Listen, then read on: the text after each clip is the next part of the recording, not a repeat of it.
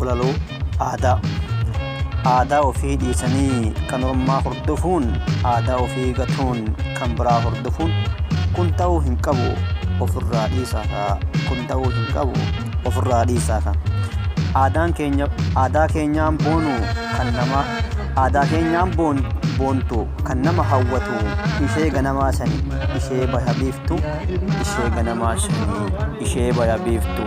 aadaa hin qabu jennee oliif gadi kaannee faashinni faranjii aadaa nuuf fakkaate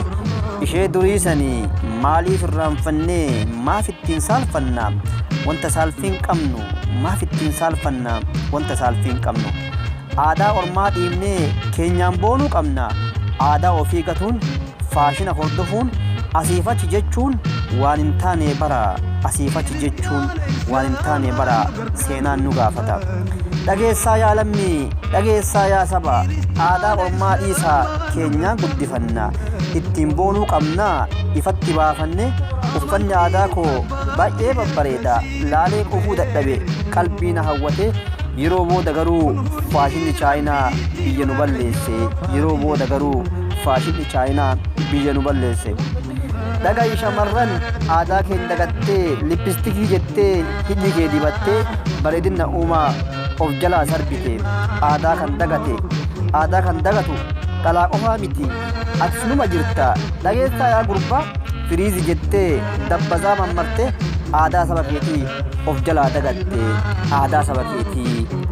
dagatte aadaa gaarii qabnaa maaliif of dhabaasnaa qilleensi biyyan baa aadaa sitti fakkaata ammarraa eegallee aadaa keenya ol qabna uffata keenya uffannee shaashaa jechuu qabna keenyaan boonuu qabna qopheessee kan dhiyeesse Ayyaanoo Kadiroo galatooma horaa bula.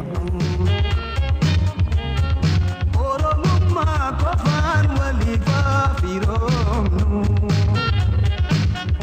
irree tokkummaatiin jiraama jaafnu.